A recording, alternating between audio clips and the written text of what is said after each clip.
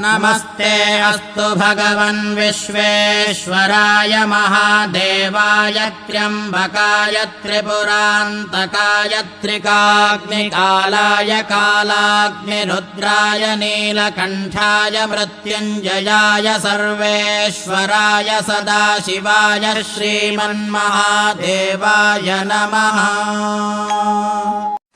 नमस्ते अस्तु भगवन् विश्वेश्वराय महादेवाय त्र्यम्बकाय त्रिपुरान्तकाय त्रिकाग्निकालाय कालाग्निरुद्राय नीलकण्ठाय मृत्युञ्जयाय सर्वेश्वराय सदाशिवाय श्रीमन्महादेवाय